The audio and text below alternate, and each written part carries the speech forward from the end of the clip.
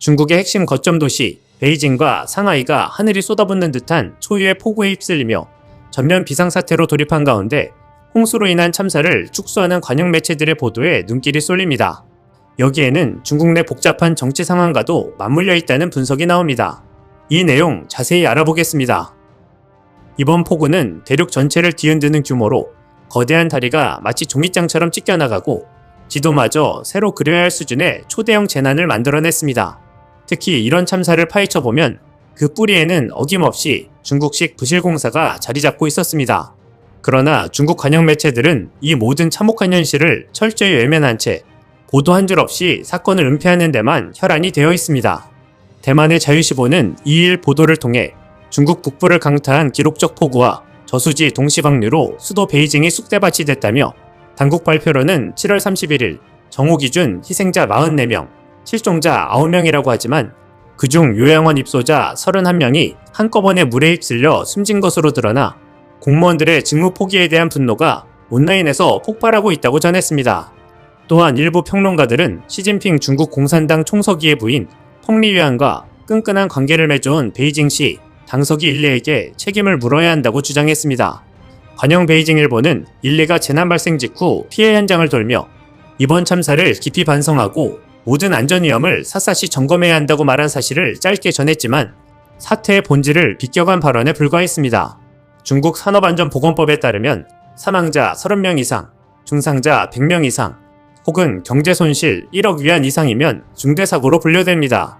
이번 재난은 이 기준을 훌쩍 뛰어넘었으며 국무원이 직접 개입할 가능성이 큽니다. 그만큼 피해 규모가 천문학적이라는 방증입니다. 하지만 SNS에 올라온 민간 영상은 당국의 발표보다 훨씬 충격적입니다. 차이센쿤이 X에 공개한 9분 9초짜리 영상에는 거대한 물결이 다리를 그대로 집어삼키는 장면이 담겼습니다.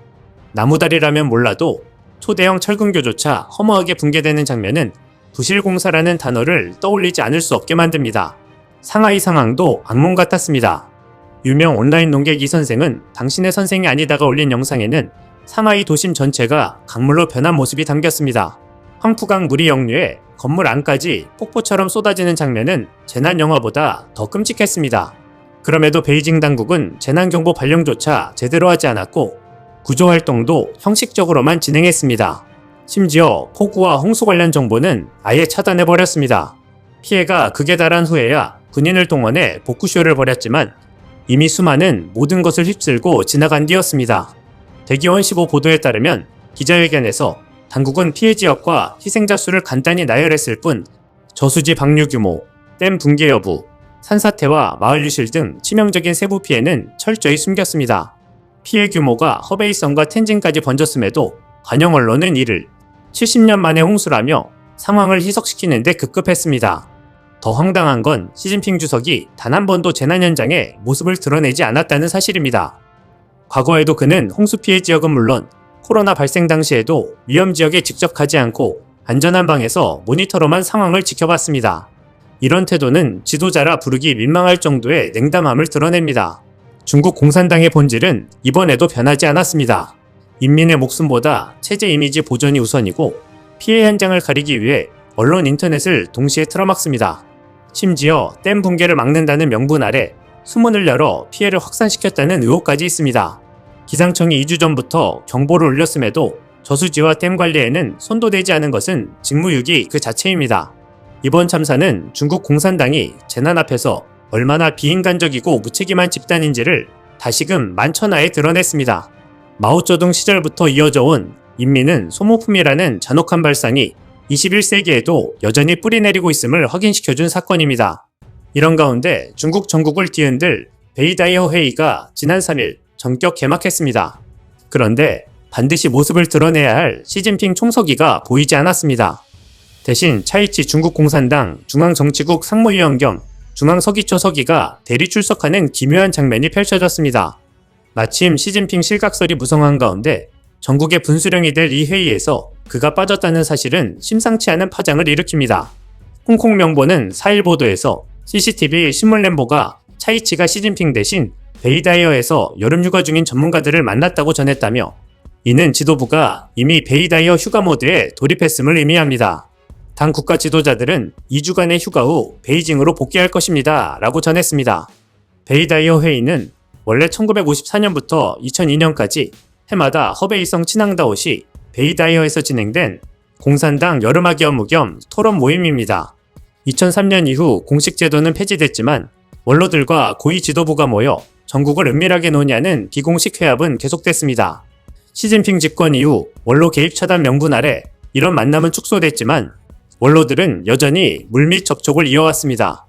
여기에 최고 전문가들을 불러 특강과 세미나를 열기도 합니다. 차이치가 이번에 이곳을 찾았다는 것은 곧 당 원로와 고위층을 대상으로 한 전국 브리핑 성격의 행사를 직접 챙겼다는 뜻입니다. 올해 회의 최대 이변은 단연 시진핑의 불참입니다. 작년엔 원로들의 거센 비판에도 자리를 지켰던 시진핑이 올해는 모습을 감췄습니다. 건강상 이유라는 명분이 퍼지고 있지만 실제로는 군부를 장악한 장유샤, 중앙군사위 부주석 등 반시진핑 세력이 참석을 원치 않았다는 설이 훨씬 설득력을 얻습니다. 회의 핵심 의제가 바로 시진핑 처리 문제이니 당사자를 빼놓고 논의하는 편이 원활했을 수 있습니다. 더 눈에 띄는 것은 차이치의 연설톤 변화입니다. 2023년 그는 시진핑의 업적을 장황하게 칭송하며 충성심을 드러냈습니다. 그러나 2024년에는 칭찬 강도가 뚝 떨어졌습니다. 그리고 올해는 시진핑 이름조차 언급하지 않았습니다. 오직 당 중앙만 거론했습니다. 이는 작년 여름부터 이어진 차이치의 거리두기를 공식화한 것으로 시진핑의 정치적 고립을 여실히 보여줍니다.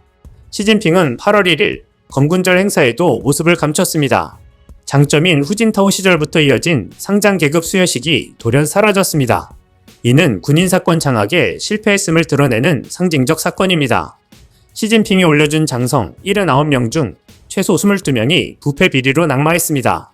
그 결과 군부는 장유샤를 중심으로 반시진핑 진영이 결속했고 그는 승진 명단조차 마음대로 결정할 수 없는 처지로 전락했습니다. 군부 원로 당내 비주류가 3중으로 포위한 가운데 시진핑이 믿을 것은 베이다이어 회의뿐이었습니다.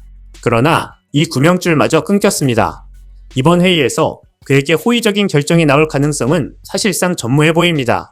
한편 중국 스촨성 장유시에서 한 여학생의 학교 폭력 사건을 둘러싸고 수천 명의 시민이 거리로 쏟아져 나와 진상규명을 외쳤습니다.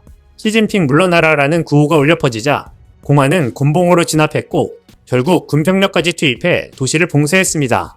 겉으로는 소강 상태지만 민심은 여전히 들끓고 있습니다. 중국 공산당은 이번 사태를 외국 세력의 음모로 규정했지만 인터넷 차단은 평소보다 느슨했습니다. 일각에서는 지도부 내부 혼란이라는 분석이 나왔습니다. 시위는 규모와 강도 모두 이례적이었고 시진핑 하야와 공산당 타도가 공개적으로 외쳐졌습니다. 공안의 강경 체포에도 시민들은 돌과 물병을 던지며 맞섰고 방패가 부서지고 현장 통제는 사실상 실패했습니다. 더 큰 파장은 무관심의 벽이 무너졌다는 점입니다. 그간 불의에 침묵하던 중국 사회가 이번에는 정의와 분노로 뭉쳤습니다. 게다가 가해자가 공안 간부와 당 간부의 딸이라는 소문이 퍼지며 특권과 권력 비호에 대한 분노가 폭발했습니다. 과거라면 몇 분 만에 삭제됐을 영상과 글이 전국과 해외로 확산됐고 지도부는 충격에 빠졌습니다. 경제 침체, 부패, 불평등이 겹친 상황에서 장유시 사건은 민심 폭발에 불씨가 됐습니다. 분명한 것은 중국 공산당의 절대 권력 신화에 이미 균열이 생겼고 민심은 다시 들고 일어날 준비를 하고 있다는 점입니다. 그럼에도 중국 내부에서 권력 찬탈을 위해 또 어떤 매뉴얼을 가동시킬까요? 이상 시온TV였습니다.